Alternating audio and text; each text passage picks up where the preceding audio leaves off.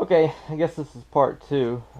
Got cold last night and snowed, and I've not pulled the heaters out for the garage yet, so I'm going to go ahead and pull this carb out. When I bought it, the guy said the carb just had been installed and was brand new, but I want to go through it anyways, just to make sure. So just 2 bolts to pull it off.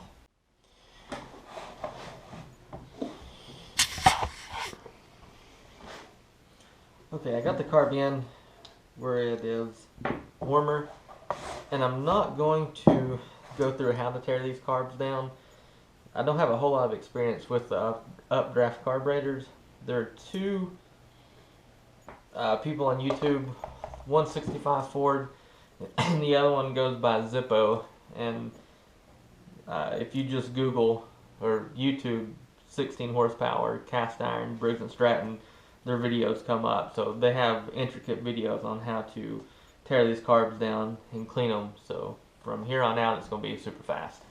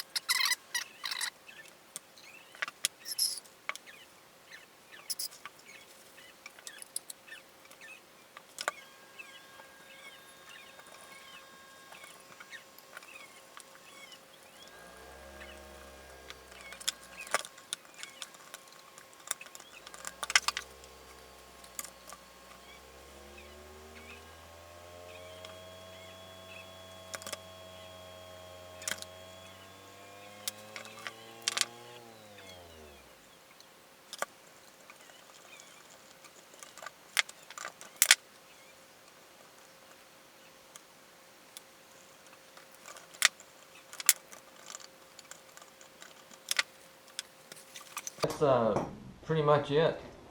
I know that it wasn't instructional, but like I said, 65 Ford spelled out, and Zippo, they got a whole lot better video on how to do that, and they're well versed in this carburetor.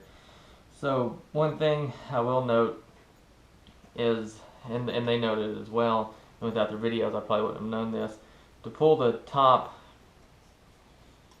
off right here, you had to pull out that venturi tube, that brass tube, and don't use a regular screwdriver. Zippo made his own, but 65 Ford had a good point of just using I had it here a second ago, one like that fills the whole part of the slot completely. So I'm going to keep this inside until I get ready back to install it. That way, just to keep it out of the dust and stuff like that. So I guess it's back out to the garage. Okay, I went ahead and pulled the head off so I could check the valves and the piston and the cylinder wall and everything. The piston looks in good shape. The cylinder looks in good shape. I think it's been rebuilt. I don't know, you probably can't tell it on the camera, but you can see where it's been honed. It has the crisscross shapes in it. And the main reason why I think it's been rebuilt, it has on top of the piston 020. I'm not sure if that's 20 over. That's what I'm thinking. But this is why I think it's been rebuilt. You can see in the top of the head, there are huge gouges that have been taken out, and I would imagine that would be either from a spark plug breaking loose. Something metal has had to gotten in here and done that damage. And I don't think there's any way it could have done that damage and not scored the wall up. And the valves seat good, and the valve seats look good. The seats look good, and there's no nicks or anything taken out of the valve, so I would imagine this has been rebuilt. I don't think that this will hurt the performance any at all. I'm not real sure, but I don't think that it will. So now I'm going to pull the valves out. Even though they do look like they seat good, I'm going to lap them, and mainly because when I look up the intake valve, you can see that it's had blow by at one time. Okay, I got the valves out, and on further inspection, they are kind of curved. They need to be lapped, kind of in a bad way. But they have these, which are called keepers on them, and they're a pain, big time. One thing I do want to stress, if anybody ever does this, make sure that you plug the oil hole in the back. You don't want to drop a keeper down in through there. So,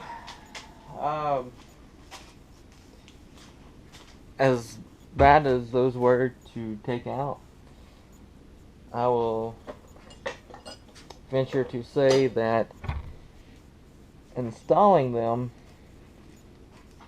is going to be an even bigger pain. Okay, I'm going to clean the valves off. What I've done is taken a piece of rubber tubing and put it over the bottom of the valve. And you don't want to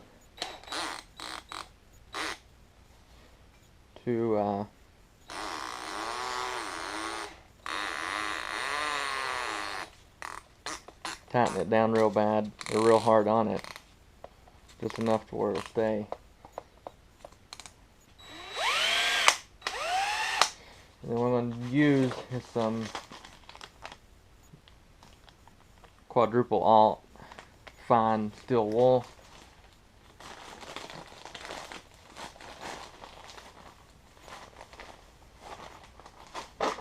And just some cleaner, some break free or carb cleaner. And soak it in. Just run this over. Here's the before, and then just run it over.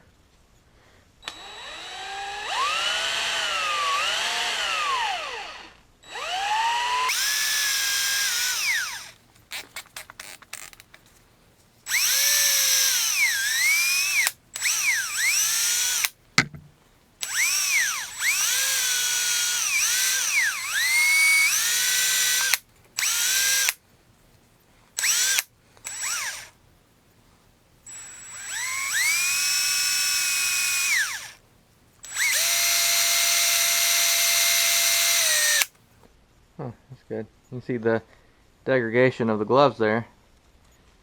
Vinyl gloves. I need to get some nitro. But it's coming along. I need something a little bit rougher than very fine steel wool, like some Scotch-Brite, but I don't know if I have any here. So this will have to do. Let's see if I can find some better gloves. Okay, and there's the finished valve. There's still a little bit of carbon buildup that I'm going to have to work on, but it's not in the seat or anything like that, so that should be good. Now for the next one. There's the before shot. There's the after shot. That one didn't do nearly as good, but that one also had a lot more buildup on it. I don't know if this camera will pick it up, but that seed really isn't real bad, but the other one definitely needs to be lapped, so that will probably be part 3. As always, thanks for watching.